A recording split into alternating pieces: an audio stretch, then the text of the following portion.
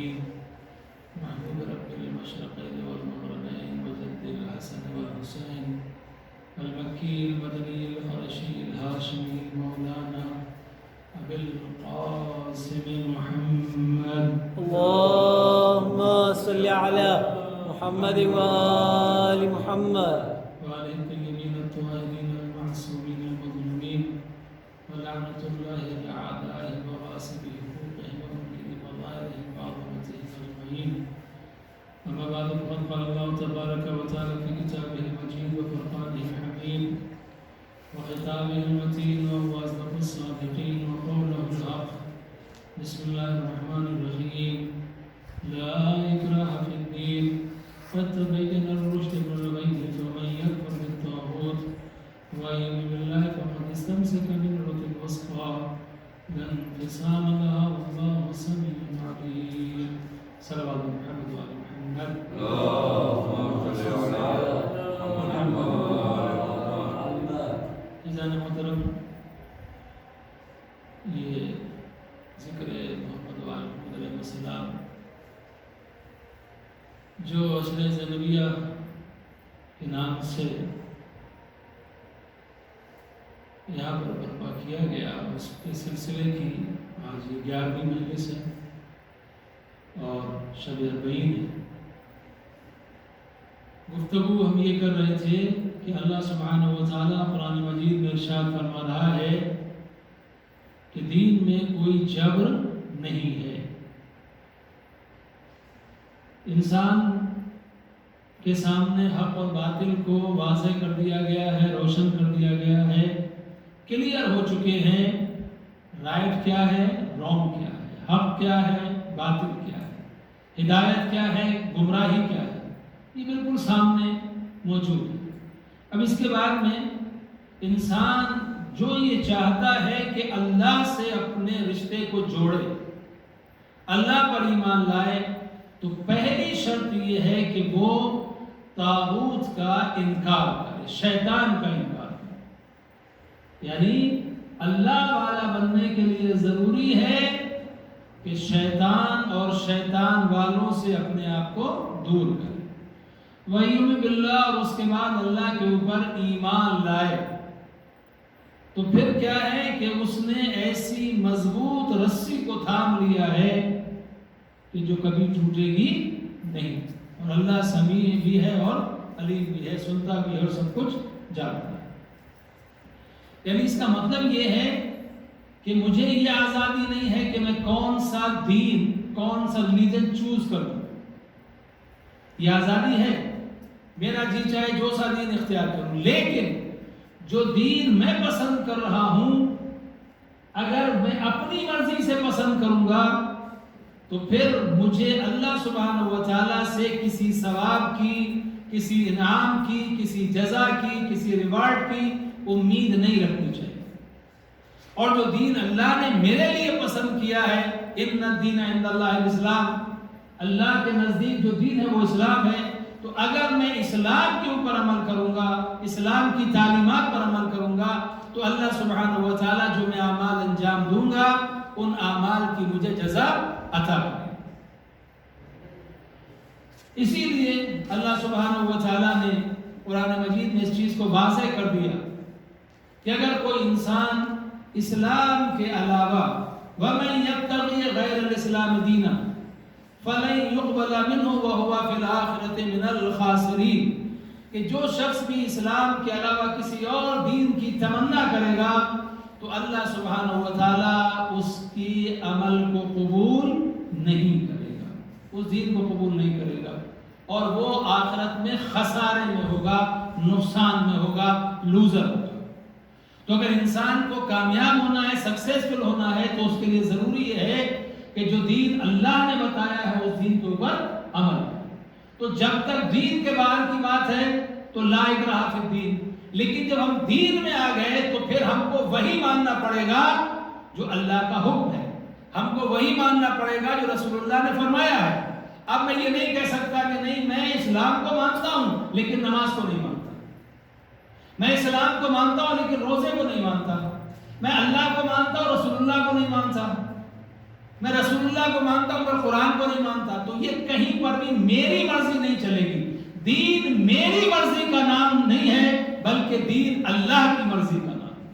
اللہ کی رضا کے اوپر مجھ کو راضی رکھنا ہے اور اس کے حکم کے اوپر مجھے عمل کرنا ہے، اس کا نام ہے اسلام۔ تو عزیزان محترم، اب سوال یہ ہے کہ اسلام کے اندر جو ایک چیز ہے، فرق ہے، وہ یہ ہے کہ اسلام نہ تو کسی پر ظلم کو پسند کرتا ہے۔ جناب ابراہیم علیہ السلام کو جب عہدہ امامت ملا تو اس کے بعد انہوں نے ایک تمنا کی، وَمِن ذُرِّيَّتِي، پروردگار کیا اس امامت کے سلسلے کو، اس عہدے کو تو میری ذریت میں قائم رکھے گا۔ دعا کریں پروردگار اس سلسلے کو میری ذریت میں قائم رکھ۔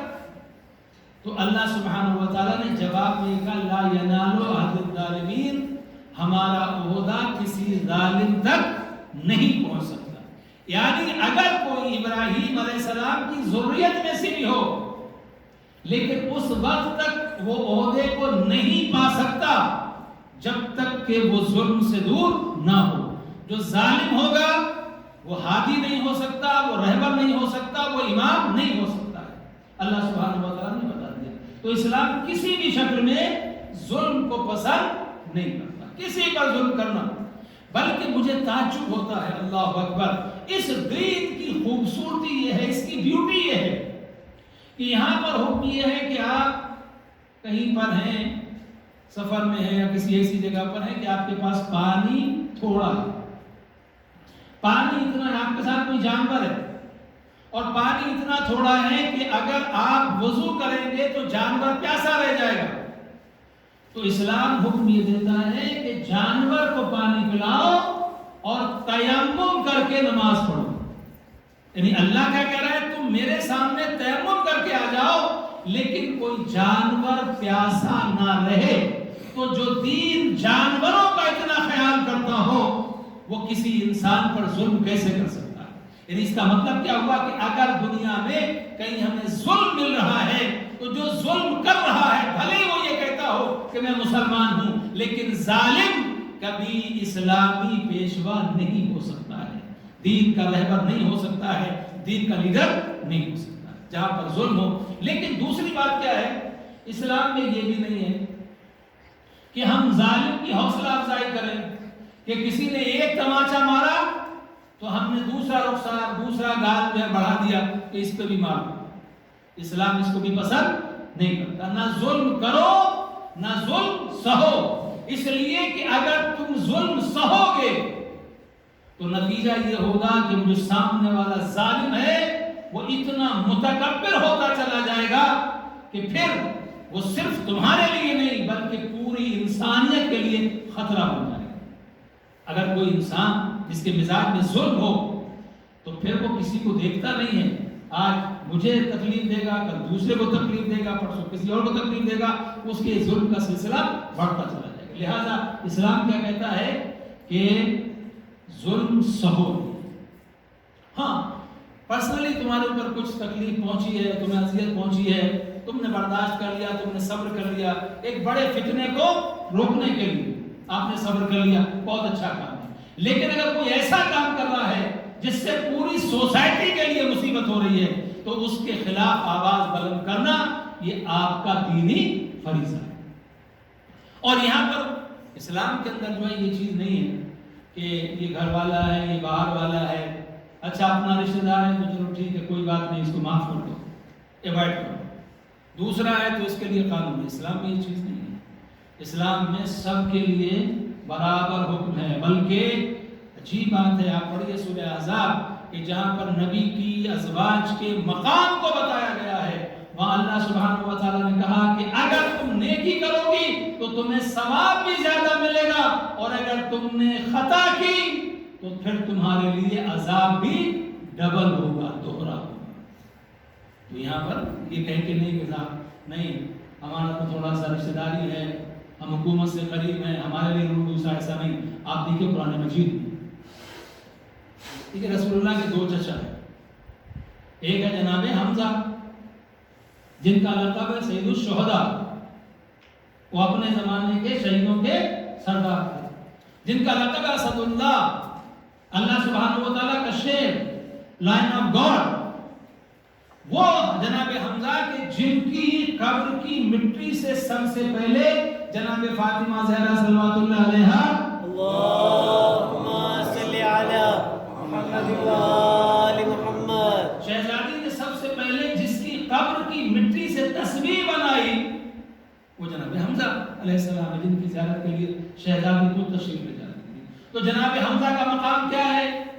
ان کا مقام یہ ہے کہ سید الشہداء ہیں، اللہ کے بھی شیر ہیں، رسول اللہ کے بھی شیر ہیں، اور جو ان کے ساتھ تیرو شہداء ہیں ان کے لیے پیغمبر نے فرمایا کہ تم ان کو مردہ نہ سمجھو، اگر تم انہیں سلام کرو گے، تم انہیں سلام کرتے ہو، یہ تمہارے سلام کو سنتے بھی ہیں اور اس کا جواب بھی دیتے ہیں۔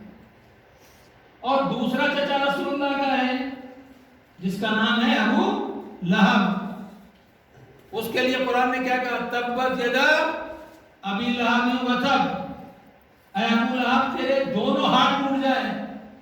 تو سوال یہ چچا وہ بھی ہے، چچا یہ بھی ہے، ایک کے لیے اسلام کہہ رہا ہے سلام پڑھو، اور ایک کے لیے اللہ کہہ رہا ہے کہ دونوں ہاتھ ٹوٹ جائے، تو بھی جہنمی تیری بیوی بھی جہنمی۔ اس کا مطلب کیا ہوا؟ اسلام یہ بتانا چاہتا ہے کہ ایک نیام کے اندر دو تلواریں نہیں رہ سکتی ہیں، چاہے وہ گھر والا ہی کیوں نہ ہو، جو ظلم پر ہوگا اسلام اس سے تبرہ کرتا ہے، اور جو حق کے اوپر ہوگا اسلام اسے تولہ کرتا ہے، اسے محبت کرتا ہے۔ کچھ لوگوں کی بات سمجھ میں نہیں آتی کہ صاحب یہ کیوں ہم کسی کو برا کریں، ہم کسی کو کیوں برا کریں؟ اب قرآن پڑھتے ہیں، گستاخ کیا ہے؟ ابھی یہاں پر شیعہ سنی کی بات نہیں ہے، سمجھا؟ کوئی مسلمان ہو آپ دیکھیں قرآن پڑھتا ہے، بسم اللہ الرحمن الرحیم سے پہلے قاری قرآن، حافظ قرآن جب تلاوت کرتا ہے تو کہاں سے شروع کرتا ہے؟ اعوذ باللہ من الشیطان الرجیم، اور یہ بھی قرآن نے بتایا بھی ہے۔ تو اللہ کا ذکر، اللہ کا نام سے پہلے کیا ہے؟ شیطان سے پناہ۔ تو بھائی اگر شیطان نے کچھ کیا، اس کے اور اللہ کے بیچ کا معاملہ ہے، آپ کو کیا پریشانی؟ آپ اس کی بات کیوں کر رہے ہیں؟ کہا نہیں، جب تک انسان شیطان سے پناہ نہیں مانگے گا، اس سے دور نہیں ہوگا، اللہ کے قریب نہیں آ سکتا ہے۔ یہ مزاج اسلام ہے کہ ظالم اور مظلوم دونوں ساتھ میں نہیں ہو سکتے۔ میری ظالم سے بھی دوستی ہے، مظلوم سے بھی دوستی ہے، حق والے بھی میرے دوست ہیں، باطل والے بھی میرے دوست ہیں۔ اسلام اس چیز کو پسند نہیں کرتا۔ اب آپ اور آگے بڑھیے، سورہ احزاب جو ہمارے نبی کی عجیب شان ہے۔ اللہ سبحانہ و تعالیٰ کیا کہہ رہا ہے؟ ان اللہ و ملائکتہ یصلون علی النبی یا ایھا الذین آمنوا صلوا علیہ وسلموا تسلیما۔ اللہم صلی علی محمد و آل محمد۔ بے شک اللہ اور اس کے ملائکہ، اینجلز، رسول پر درود پڑھتے ہیں۔ اے ایمان والو تم بھی ان پر ایسے درود و سلام پڑھو جیسے درود و سلام پڑھنے کا حق ہے۔ یعنی اس کا مطلب کیا ہے کہ جب درود پڑھو تو سوتے ہوئے نہیں بلکہ جاگتے ہوئے درود پڑھا کرو۔ اللہم صلی علی محمد و آل محمد۔ شکر کے ساتھ، فخر کے ساتھ ہے ہمیں ایسا نبی ملا ہے کہ جس کے اوپر اللہ درود پڑھتا ہے، ملائکہ درود پڑھتے ہیں۔ ہم کو یہ موقع مل رہا ہے تو خوشی کے ساتھ، بچ کے ساتھ بلند آواز سے صلوات پڑھیں تاکہ نفاق ہمارے دلوں سے دور ہو۔ اللہم صلی علی محمد و آل محمد۔ تو رسول اللہ کی شان کیا ہے؟ ملائکہ، اللہ اور ملائکہ درود پڑھتے، صرف پڑھتے نہیں بلکہ حکم دیا تم بھی پڑھو، اور کیسے پڑھو؟ اونگتے ہوئے نہیں بلکہ فخر کے ساتھ، شکر کے ساتھ، وجہ بنا کے پڑھو جو حق ہے، حق کے ساتھ۔ اب اس کے بعد کیا ہے؟ ان الذين يؤذون الله ورسوله لعنهم الله في الدنيا والآخرة وأعد لهم عذابا مهينا۔ بے شک جو لوگ اللہ اور اس کے رسول को अजियत पहुंचाते हैं, तकलीफ पहुंचाते हैं, उनके लिए क्या है? उनके लिए लानत है, दुनिया में भी और आखिरत में भी। और अल्लाह ने उनके लिए बहुत सख्त अजाब तैयार कर रखा है। ठीक है ना? तो पहली मंजिल क्या है? नबी पर पढ़ो दुरूद। और दूसरी मंजिल क्या है? जिसने अल्लाह और उसके रसूल को अजियत पहुंचाई, तकलीफ दी, उनको हर्ट किया, उसके ऊपर अल्लाह की भी लानत, मलाइका की भी लानत, और उसके लिए कहा उसके लिए दर्दनाक अजाब है। अब लोग हमसे ये कहते हैं कि लानत क्यों करते हो, लानत क्यों करते हो, हैं? अरे भैया, लानत हम नहीं करते, अल्लाह सुब्हानहू व तआला लानत करता है। जो रसूल को अजियत पहुंचाए, जो रसूल को तकलीफ पहुंचाए, वो चाहे मेरे घर का हो, चाहे तेरे घर का हो, चाहे अपना हो, चाहे पराया हो, अरब हो या अजम हो, जिसने भी रसूल का दिल दुखाया, अल्लाह भी उस पर लानत करता है और मलाइका भी उस पर लानत करते हैं। ये कुरान मजीद है, कुरान कह रहा है ना, अल्लाह लानत करता है। अल्लाह कोई बुरा काम करेगा? माज़अल्लाह माज़अल्लाह। वो तो दुनिया को चाहता है कि लोग गुनाहों से दूर रहें, वो हर बुराई से पाक है। लेकिन वो भी, और वो मलाइका जो मासूम है, वो भी लानत करते हैं इसके ऊपर, जो अल्लाह को अजियत है और जो रसूलुल्लाह को अजियत है। ठीक है ना? अब मैं आपसे एक बात पूछना चाहता हूँ, इंसाफ से बताइए, ईमान से।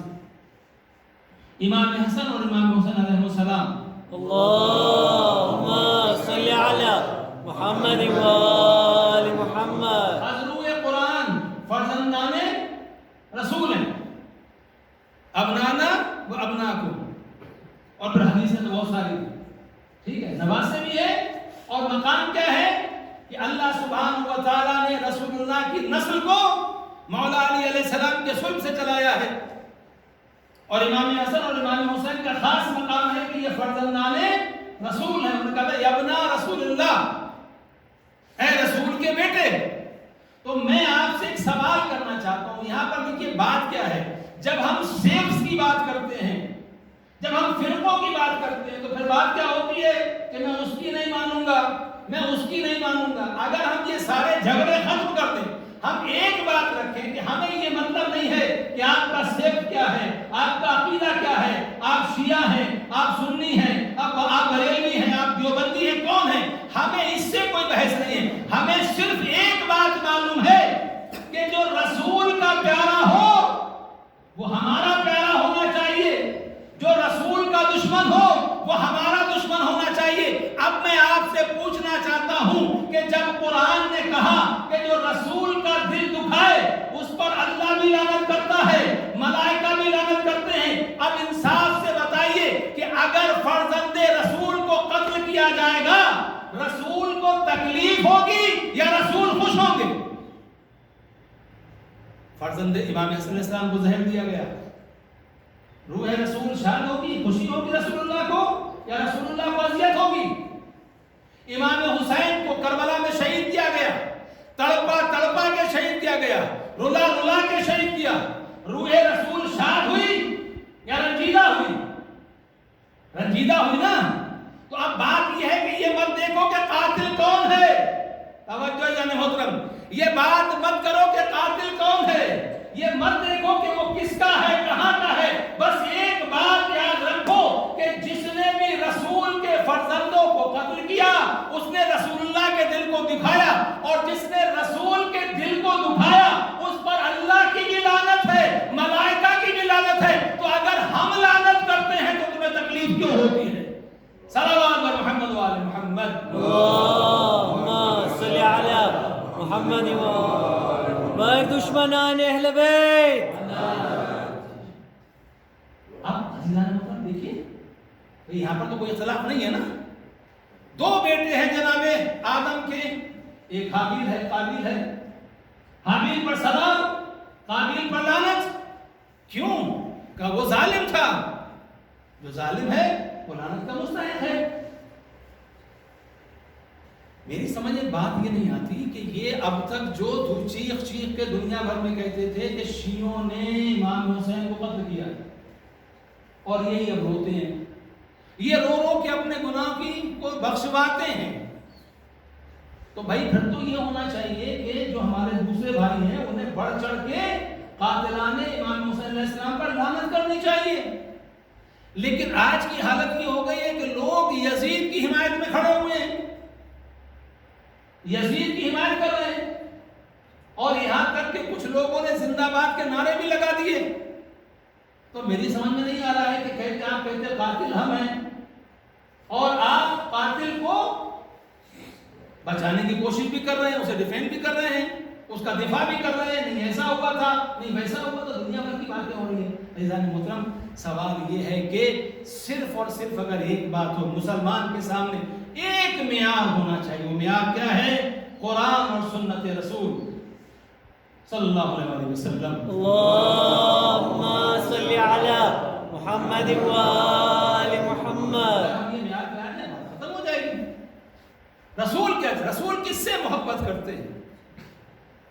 رسول کس سے چاہتے ہیں؟ رسول کو کس نے تکلیف پہنچائی ہے؟ رسول کا دل کس نے دکھایا ہے؟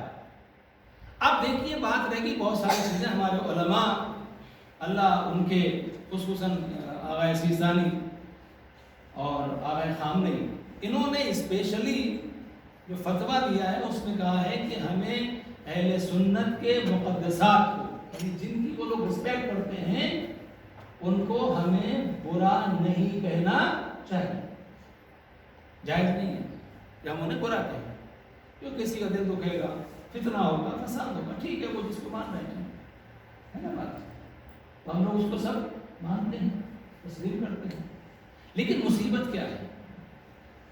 آپ مجھے بتائیے انصاف کے ساتھ کہ جب سامنے والا ہمیں چھیڑے گا اور وہ اتنی ہمت کرے گا کہ وہ یہ کہے گا کہ جناب فاطمہ زہرا جو فتح مانگنے کے لیے گئی وہ خطا کے اوپر تھی معذاللہ،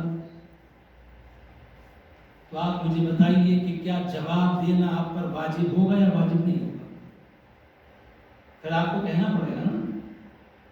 کہا کہ نہیں، بعد میں جو ہے وہ ان کو معذاللہ اپنی غلطی کا احساس ہو گیا تھا. بخاری شریف میں لکھا ہے کہ شہزادی نے اس کے بعد بات کرنا چھوڑ دی تھی، اور شہزادی نے کہا میں ہر نماز میں اپنے بابا سے جب ملاقات کروں گی میں شکایت کروں گی، ہر نماز میں بددعا کروں گی تمہارے لیے. بخاری شریف میں لکھا ہوا ہے. تو اگر آپ یہ نہ چھیڑیں تو پھر ہم اس بات والی بات کو کریں گے نہیں. آپ مجھے بتائیے کہ اگر آپ کی کوئی پراپرٹی ہے، وہ آپ کی پراپرٹی ہے، سارے ایویڈنس، سارے پروف آپ کے پاس موجود ہیں، سب کچھ آپ کے پاس ہے، کوئی آدمی زبردستی میں آپ کو آگے چھیڑ اور یہ کہی ہماری ہے، تو آپ تو اپنے جو آپ کے پاس دستاویز ہیں وہ پیش کریں گے نا. وہ آپ کہیں گے کہ نہیں بھائی یہ تمہاری نہیں ہے، ہماری ہے. اب پھر یہ کہیں گے نہیں آپ فلاں کو برا کریں. نہیں، آپ کیوں؟ اگر آپ ہماری پراپرٹی کے اوپر دعویٰ کریں گے، اگر آپ یہ کہیں گے کہ یہ ہماری ہے، تو ہم کو یہ بتانا پڑے گا یہ تمہاری نہیں بلکہ ہماری ہے. تو جو ایسی چیزیں اس میں ہونا کیا چاہیے مسلمانوں میں کہ جو ایسے ایشوز ہیں کہ جہاں پر کچھ اختلاف ہو سکتا ہے، ایسے ایشوز کو ہم کو ٹچ نہیں کرنا چاہیے، ان کو چھوڑ دیں. آپ جو مان رہے ہیں آپ مانیں، جو ہم مان رہے ہیں وہ ہم مانیں. لیکن اگر اس میں زبردستی کے لیے کوششیں کی جائیں گی تو پھر مصیبتیں ظاہر سی بات ہوں گی. اب عزیزان محترم، مقدسات کا مطلب کیا ہے جنہیں آپ رہبر مانتے ہیں؟ اب یہ تو نہیں کہ اگر آپ کہتے ہیں کہ ہم یزید کو رہبر مانتے ہیں آپ یزید کو برا نہ کہو، یہ تو نہیں ہوگا نا. کوئی انسان کہنے لگے کہ میں تو شیطان کو اپنا رہبر مانتا ہوں، تو آپ شیطان کی تعظیم کیجئے، اس کو برا نہ کہیے، تو نہیں ہو سکتا. بھائی مقدسات کا مطلب یہ ہے کہ جو وہ شخصیات ہیں کہ جن کا احترام آپ کے ہاں مسلم ہے، جنہیں تمام برادران اہل سنت لائق تعظیم سمجھتے ہیں. لیکن وہ لوگ، عجیب بات ہے، اگر کوئی کہا یہ شیعہ کافر ہے، کیوں کافر ہیں؟ کہا یہ صحابہ کو نہیں مانتے، یہ توہین صحابہ کرتے ہیں، یہ کافر ہے. اچھا، اگر کوئی صحابی کی توہین کر دے، توجہ جانے مطلب، اگر صحابی کی کوئی توہین کر دے تو ہو گیا کافر. تو اب یہ پوچھو کہ بھیا مولا علی علیہ السلام چوتھے خلیفہ ہیں کہ نہیں ہیں؟ چوتھے خلیفہ ہیں؟ چوتھا خلیفہ نہیں مان سے نفس رسول ہیں، اس کو بھی نہیں مانو، چھوڑو، کم سے کم اتنا تو مانو کہ علی سے بڑا، اگر اہل بیت کی بات نہیں، کم سے کم صحابی کی بات کرو تو علی سے بڑا صحابی اور کون ہو سکتا ہے؟ اس لیے کہ علی جب دنیا میں آئے، کعبے سے نکلنے کے بعد سب سے پہلے جس آغوش میں پہنچے وہ آغوش مصطفیٰ تھی، اور رسول اللہ کو جس نے قبر میں اتارا وہ مولا علی علیہ السلام کی ذات تھی۔ یعنی اس کا مطلب یہ کہ لحد سے لے کر رسول اللہ، مہد سے لے کر، جھولے سے لے کر رسول اللہ کی قبر تک تو سب سے زیادہ رسول اللہ کے قریب تھا وہ ذات مولا علی علیہ السلام کی تھی۔ اور مولا علی علیہ السلام وہ ہیں کہ جن کی پرورش بھی رسول اللہ نے کی ہے، پالا بھی رسول اللہ نے، اور اس کے بعد داماد بھی ہیں۔ تو ساری چیزیں ہونے کے بعد اگر کچھ مرتبہ نہیں دیتے تو کم سے کم یہ تو مانو کہ صحابی ہیں۔ تو اگر کسی اور کو کوئی مسلمان کہہ دے کہ یہ اچھا نہیں ہے، اس نے برا کیا، تو آپ کہتے ہو کہ یہ کافر ہو گیا۔ اور جو شخص 70,000 ممبروں سے مولا علی علیہ السلام کو تبرہ کروائے، مولا علی علیہ السلام کو برا کہلوائے، تبرہ جو ہے، تبرہ میں کیا لعنت، لعنت کا مطلب گالی نہیں ہوتا۔ جب سے احسان جلدی کہتے رحمت اللہ کے اوپر رحمت ہو، لعنت کا مطلب اللہ اپنی رحمت کو سے روک لے، تو گالی نہیں ہے۔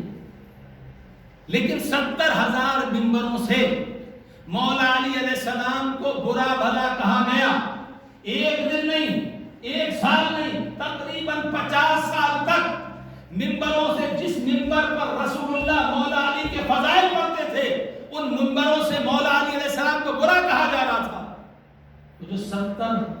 جو 70,000 ممبروں سے مولا علی کو برا بھلا کہلوائے، وہ صحابی رسول، اس کا بڑا احترام، کھل کے میدان میں بھی آ گیا، جنگ بھی کر لی، سب کچھ کر لیا، لیکن لائق احترام یہ سب کے لیے نہیں ہے۔ سنت بھی کتنے سارے علماء پرانے بھی آج کے بھی جو کھل کے کہہ رہے ہیں کہ نہیں،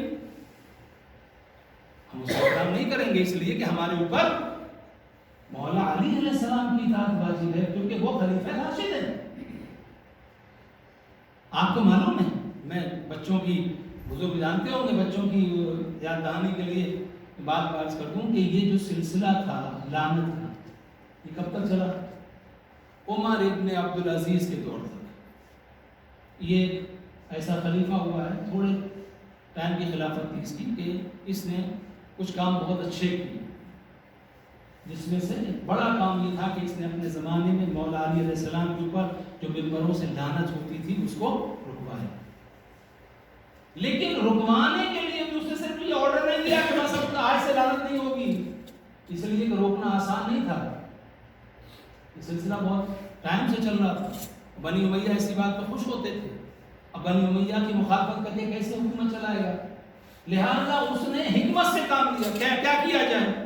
اس کا ایک طبیب تھا، ڈاکٹر آج کی زبان میں کہیں، بہت حاذق طبیب، بہت مشہور، اللہ نے بہت شفا دی اس کے ہاتھ میں، اور وہ اس کے بہت قریب تھا، بہت کلوز تھا۔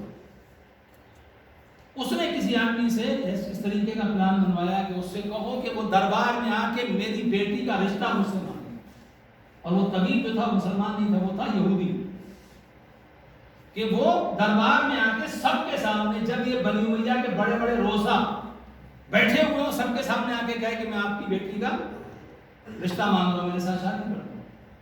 وہ ساری بات ہو گئی، وہ آیا دربار میں، دربار سجا ہوا تھا، اور اس کے بعد میں اس نے کہا کہ میں آپ کی بیٹی کو شادی کرنا چاہتا ہوں۔ تو عمر ابن عبدالعزیز نے کہا کہ بھائی دیکھو، ہم تمہیں بڑے بہت تم سے محبت کرتے ہیں، تو بہت ہمارے قریب ہو، لیکن ہم مسلمان ہیں اور تم مسلمان نہیں ہو۔ مسلمان لڑکی کا عقد، اس کا نکاح کسی غیر مسلم کے ساتھ نہیں ہو سکتا ہے، تو تم پہلے اسلام قبول کرو، اس کے بعد رشتے کی بات کرو۔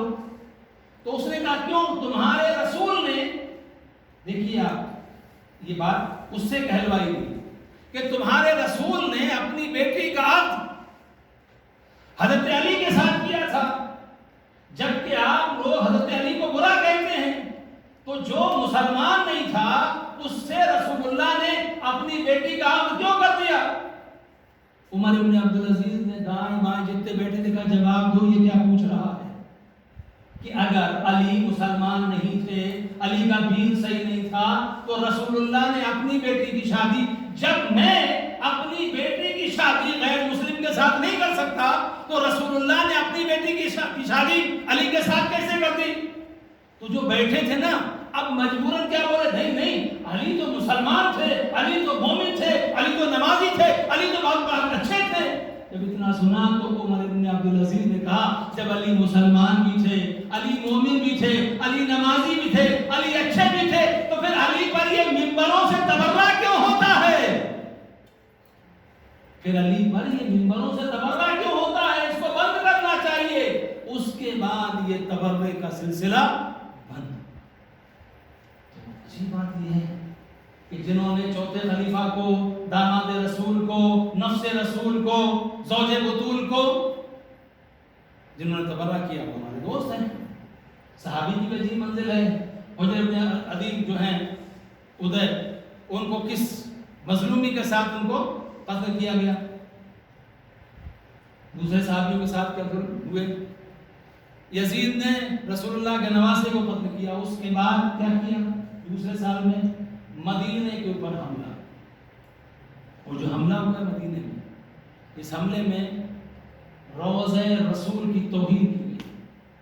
روضہ رسول کے اندر گھوڑے کی لیدیں، مسجد نبی میں گھوڑے باندھے گئے۔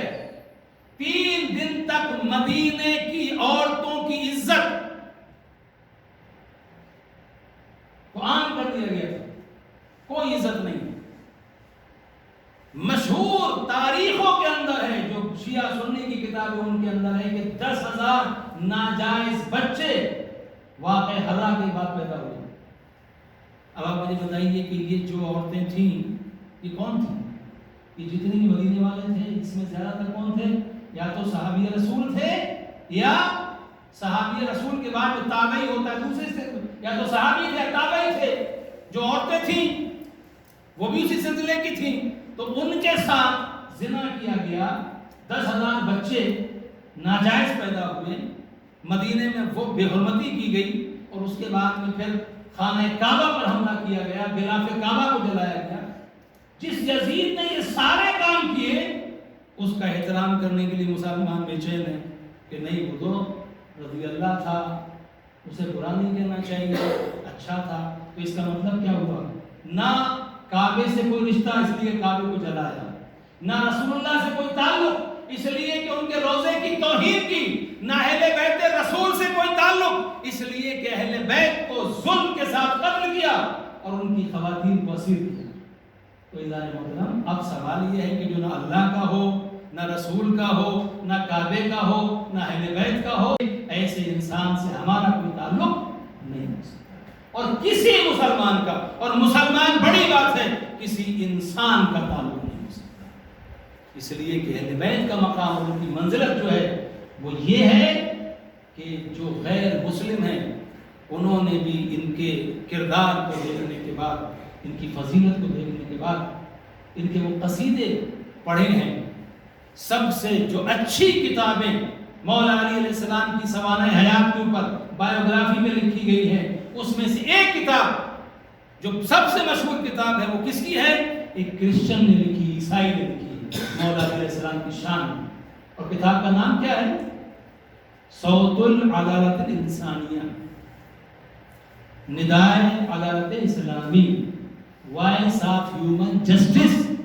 یعنی وہ کیا کہہ رہا ہے کہ علی صرف مسلمانوں کے رہبر نہیں ہے بلکہ علی انسانیت کے رہبر ہے۔ کیوں؟ اس لیے کہ کردار ہے، اور یہی کردار اگر آپ بعد میں بھی دیکھیں اسلام کس طریقے سے احترام کرتا ہے کہ جو آئی ایس نے عراق کے اندر جب ظلم کیے، وہ علاقہ جہاں پر اہل سنت برادران بہت تھے، جہاں پر کرسچنز جو تھے وہ لوگ تھے، یزدی لوگ تھے، وہاں پر جب انہوں نے لوٹ مار کی ہے، قتل کیا ہے، اور وہاں کی ان کی عورتوں کی آبرو ریزی شروع کی ہے، تو اس کے بعد آغا سیستانی کے حکم سے وہاں پر جا کے ان لوگوں کو نکال کے لایا گیا، اور اس کے بعد کیمپ لگائے گئے۔ کہاں؟ نجف اور کربلا کے اندر، اور وہ جو غیر مسلم تھے یا غیر شیعہ تھے ان کے کھانے پینے کا رہنے کا سارا انتظام حرم امام حسین اور حرم علی امیر المومنین علی علیہ السلام کے روضے کی طرف سے کیا جاتا تھا۔ اور وہاں کے بڑے اہل سنت عالم نے کہا تھا ہمارا سلام ہو اس بزرگ کے اوپر، یعنی آقا سیستانی کے لیے، کہ جس نے ہماری عزتوں کو بچایا، ہماری جانوں کو بھی بچایا اور ہماری ماں بہنوں کی عزتوں کو بھی بچایا۔ اگر آج ایران، اگر آقا خامنہی فلسطین کے لیے بات کرتے ہیں، فلسطین میں شیعہ نہیں ہے، ہم انسانیت کی بات، جہاں پر ظلم ہوگا، وہ کسی پر بھی ظلم ہو، ہم ظالم کے حمایتی نہیں ہیں، ہم مظلوم کے ساتھ ہیں۔ لہذا جو بھی ظلم کرے گا وہ چاہے کوئی بھی ہو، ہم ظالم کو برا سمجھتے ہیں اور مظلوم کی حمایت کرتے ہیں۔ لہذا اسلام جو ہے، اسلام کا میسج یہی ہے، ریئل جو اسلام ہے وہ یہی ہے کہ ہم کسی پر ظلم نہ کریں، اور کسی پر ظلم ہو رہا ہے تو ہمیں مظلوم کی حمایت کرنی چاہیے۔ جہاں تک آل محمد کا سوال ہے،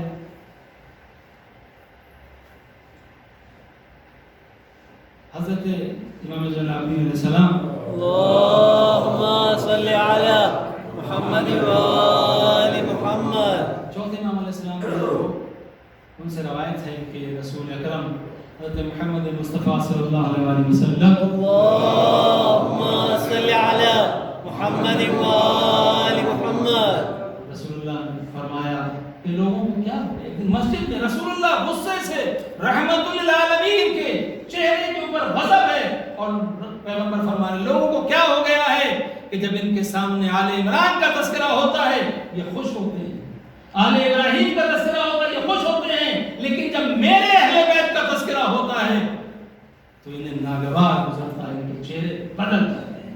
اور اس کے بعد پیغمبر نے کہا خدا کی قسم، جو اس خدا نے جس نے مجھے رسول بنایا، اگر کوئی انسان قیامت کے دن 70 نبیوں کے اعمال لے کر بھی آئے، لیکن اگر اس کے دل میں میری اور میرے اہل بیت کی محبت نہیں ہے تو اللہ سبحانہ و تعالیٰ اس کے کسی عمل کو قبول نہیں کرے گا۔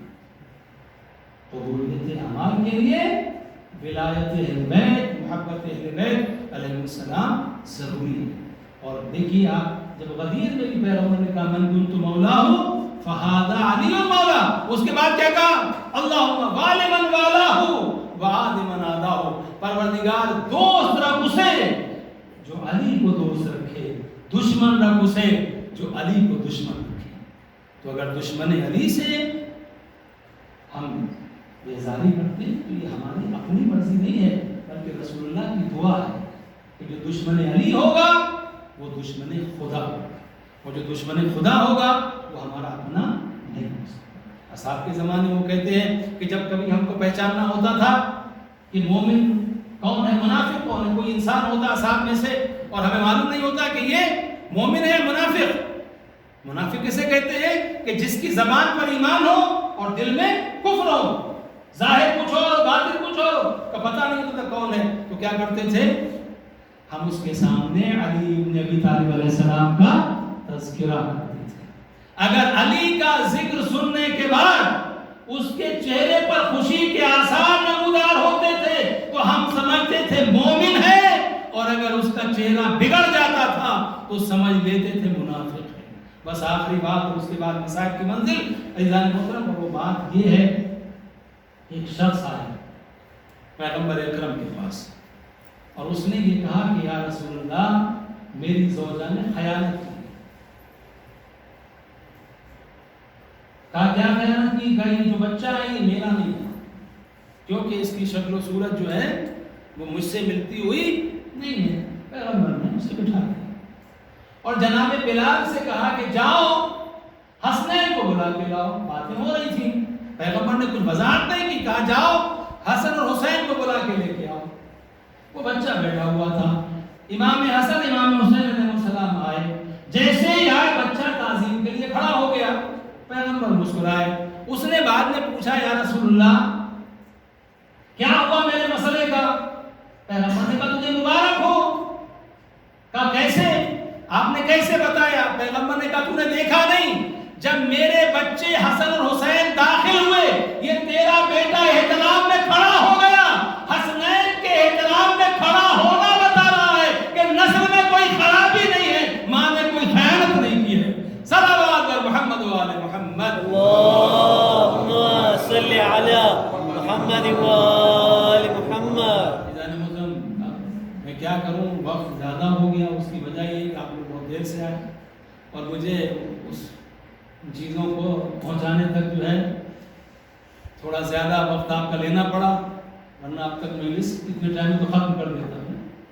لیکن چونکہ شب اربعین ہے اس لیے میں نے کوشش کی کہ آپ لوگ آ جائیں تو اس کے بعد میں بات کروں. تو عزیزان محترم, ہمارا صرف اور صرف ایک اصول ہے, اللہ کا فرمان, قرآن کا حکم اور رسول اللہ کی سیرت. جو نبی کا پیارا ہے وہ ہمارا پیارا ہے, جو نبی کا دشمن ہے وہ ہمارا دشمن ہے. ہمیں اس سے بحث نہیں ہے کہ وہ کون ہے کون نہیں. امام حسین علیہ السلام جو وارث رسول, فرزند رسول, جنہیں پیغمبر نے کبھی اپنی دوست پر اٹھایا ہے, کبھی پیغمبر نے ان کے لبوں کے بوسے لیے, کبھی کہا حسین منی وانا من حسین, میرا حسین مجھ سے ہے, میں حسین سے. وہ اہل بیت جن کے مقام کو رسول اللہ نے بار بار بتایا, اس حسین کو کربلا کے میدان میں 3 دن کا بھوکا اور پیاسا شہید کر دیا گیا. اور جو شہید کرنے والے تھے وہ کہیں کسی اور مذہب سے نہیں آئے تھے, وہ وہی لوگ تھے وہ جو بظاہر کلمہ پڑھتے تھے اور نبی کے نواسے کو قتل کرے. اللہ اکبر. امام حسین علیہ السلام کو قتل کیا گیا اور اس کے بعد اللہ اکبر کی صدائیں بلند ہوئیں. یہ اللہ دارو نبی کا نواسا جب قتل کر دیا گیا تو اس کے بعد اتنے پر بھی اکتفا نہیں کی, بلکہ امام حسین علیہ السلام کے لاشیں کو پامال کیا گیا, خیموں میں آگ لگائی گئی, سیدانیوں کی چادریں چھینی گئیں. اور اس کے بعد اب کوفہ و شام کے بازار ہیں, اور اس کے بعد جب کوفہ و شام میں آل محمد جا رہے ہیں تو وہاں پر صدقے کی کھجوریں پھینکی جا رہی ہیں. جناب ام کلثوم کہتی ہیں یا اہل کوفہ و شام ان الصدقۃ علینا حرام, اے کوفے اور شام کے لوگوں ہمارے اوپر صدقہ حرام ہے, یہ صدقہ ہمارے لیے کیوں پھینک رہے ہو؟ ارے کوفے کی عورتوں نے کہا کیوں تم پر صدقہ کیوں حرام ہے؟ صدقہ تو آل محمد کے اوپر حرام ہے. جناب زینب نے کہا ہم ہی تو آل محمد ہیں, ہم ہی تو رسول کے گھر والے ہیں. آزاداروں یہ مصیبتیں تھیں, کوفہ و شام کی مصیبتیں کہ میرا امام سجاد علیہ السلام روایات کیا کہتی ہمیشہ روتے تھے امام جب بھی کسی گوشت فند کو دیکھتے تھے کہ وہ کسی جانور کو ذبح کرنے کے لیے لے کے جا رہا ہے. امام اس سے پوچھتے تھے بھائی تو نے اسے پانی پلا لیا ہے, تو نے اسے دانا کھلا دیا ہے؟ کہتا تھا مولا ہمارا طریقہ یہ ہے کہ ہم کسی جانور کو بھوکا اور پیاسا ذبح نہیں کرتے ہیں. ارے امام رات کے کربلا کا رخ کرتے تھے, اے بابا کوئی جانور بھی پیاسا ذبح نہیں کیا جاتا, اے میرے بابا تجھے پیاسا ذبح کر دیا گیا. اگر کسی قصاب کی دکان پر کسی جانور کا گوشت رکھا ہوا ہوتا اور اس کا گلا کٹا ہوا سامنے ہوتا تو جلدی سے اس کے اوپر کپڑا ڈال دیتا تھا, کیونکہ امام سجاد علیہ السلام اسے دیکھنے کے بعد غش کر جاتے تھے. ہائے میرا بابا پیاسا ذبح کر دیا گیا. جزاکم ربکم ارباب آزادارو قید خانوں کی منزلیں گزرتی رہی اور اس کے بعد اب حالات یہ ہو گئے کہ شام کے لوگوں کے دلوں میں بھی آل محمد کی محبت پیدا ہونے لگی اور یزید کو لگا کہ اب ان قیدیوں کو رکھ پانا آسان کام نہیں ہے. ایک مرتبہ پیغام بھیجا, امام سجاد علیہ السلام کو بلایا, امام سجاد گئے. یزید کہتا ہے کہ اے سید سجاد ہم نے اب تمہیں آزاد کر دیا ہے, اب ان کی ہتھکڑیاں کاٹ دی جائیں, بیڑیاں کاٹ دی جائیں, ہم نے آزاد کر دیا ہے. اب تم بتاؤ تم یہاں رہنا چاہتے ہو یا مدینے जाना चाहते हो? इमाम अलैहिस्सलाम ने कहा हम यहाँ रह के क्या करेंगे, जाएंगे तो मदीने, लेकिन हम अपनी फूफी ज़ैनब से मशवरा करना चाहते हैं, हमारी फूफी क्या कहती है। इमाम सज्जाद आए, अब जनाब ज़ैनब ने देखा आज करबला के बाद, आशूरे के बाद आज पहली मर्तबा ज़ैनब ने देखा कि सज्जाद के हाथों में हथकड़ियां नहीं है, पाँव में बेड़ियां नहीं है, गले में तोके खारदार नहीं है। आज़ादारों, इस हालत को देखने के बाद मुझे पता नहीं ज़ैनब को खुशी हुई होगी या इमाम सज्जाद की तकलीफें याद आई होंगी। इमाम सज्जाद ने कहा फूफी अम्मा हमें यजीद ने आजाद कर दिया है और यजीद ये पूछ रहा है कि तुम यहाँ रहना चाहते हो या मदीने वापस जाओगे। जनाब ज़ैनब ने कहा बेटा सज्जाद जाएंगे तो मदीने वापस, लेकिन जब से मेरा माजाया खत्म किया गया है हम जी भर के हुसैन पर रो नहीं पाए। यजीद से कह दो एक मकान खाली करते हैं ताकि हम अपने माजाए का मातम कर सके, अपने माजाए को रो सके।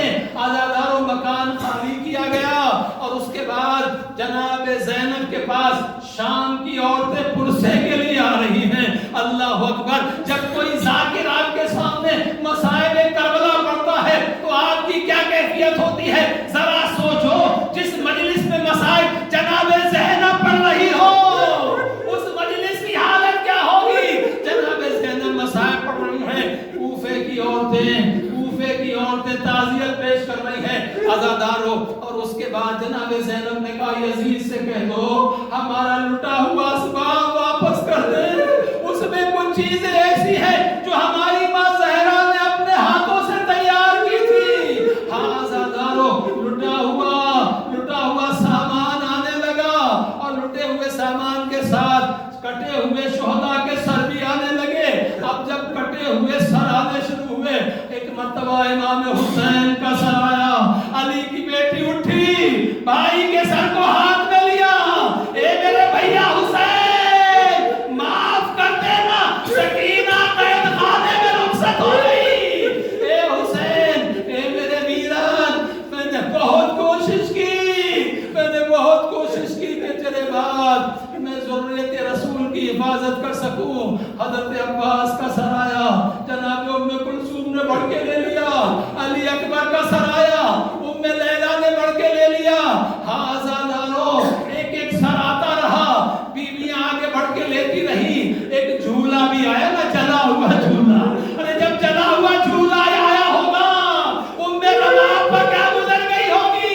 ए मेरे अली असगर आजा, तेरा झूला आया है। हाँ आज़ादारों, अब जब सब सर आ रहे थे, उसी दरमियान में दो कटे हुए सर आए हैं।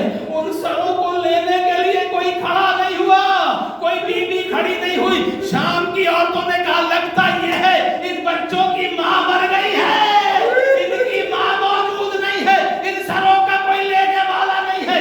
इतना सुनना था। जनाब ज़ैनब ने कहा ऐसा ना कहो, अरे माँ तो जिंदा है मगर हुसैन का मातम करे या ओलो मोहम्मद का मातम करे। हाँ आज़ादारों, अब लुटी हुई चादरें आने लगी।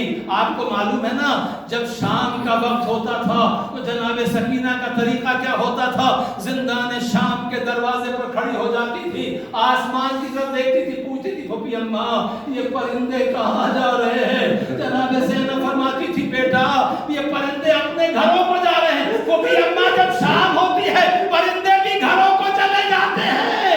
ए फूफी अम्मा हम मदीने कब जाएंगे। आज़ादारों, अब रिहाई मिल गई। और उसके बाद जब चादरें आई, अब बीवियां अपनी अपनी चादर ले रही हैं। जनाब ज़ैनब ने चादर को लिया, उम्मे कुलसूम ने चादर को लिया, उम्मे रबाब ने लिया, सब बीवियों ने चादरों को ले लिया। एक छोटी सी चादर बची, एक छोटी सी चादर बची। जनाब ज़ैनब ने चादर को उठाया, कमरे सकीना पहुंची। सकीना उठो, ए मेरी बच्ची चादर आ गई। ए सकीना, अब चेहरे को हाथों से छुपाने की जरूरत नहीं होगी। आज़ादारों, जनाब ज़ैनब गिरिया कर रही थी। اب قافلہ کربلا جانے کے لیے تیار ہے کہ ایک مرتبہ سب بیویاں جمع ہو گئیں، سب بیویاں سوار ہونے لگی. جناب زینب نے دیکھا ساری بیویاں موجود ہیں، لیکن ساری بیویاں موجود ہیں لیکن ام رباب نہیں ہے. ارے جناب زینب بھی ماں تھی نا، سمجھ گئی کہ ام رباب کہاں ہوگی. ایک مرتبہ قید خانے میں واپس گئی، کیا دیکھا ام رباب قبر سکینہ پر بیٹھی ہے. اے میری بچی، میں تجھے چھوڑ کے کیسے جاؤں؟ اے سکینہ، تیری ماں تیری قبر پر بیٹھے گی. جناب زینب نے کہا بھابی رباب اٹھو، قافلہ تیار ہے. ایک مرتبہ جناب رباب کہتی ہیں اے میری شہزادی اتنا بتا دے کہ کسی عورت کے زندہ ہونے کی کون کون سی وجہ ہوتی ہے. جناب زینب نے کہا یا تو سر کے اوپر شوہر موجود ہو یا گود بچوں سے بھری ہو. وہ اتنا سننا تھا. ام رباب نے کہا بیوی اب بتا میں مدینے جا کے کیا کروں؟ ارے میرا والی کربلا میں، اصغر کربلا میں، سکینہ قید خانے میں. جناب زینب نے فرمایا نہیں بھابی چلو، بھابی اٹھو، قافلہ تیار ہے. ارے ام رباب اٹھی لیکن جناب زینب نے قبر سکینہ پر کہا اے میری بیٹی سکینہ، اے میری بچی سکینہ، بھیا حسین نے تجھے میرے حوالے کیا تھا. اے سکینہ میری ذمہ داری ہے قافلے کو پہنچا دوں، مدینے تک پہنچا دوں. سکینہ تو یہ مت سمجھنا تو شام میں تنہا رہے گی، ارے زینب واپس آ جائے گی. اے سکینہ جہاں تیری قبر ہوگی وہی زینب کا بھی مزار بنے گا. اے سکینہ زینب تجھے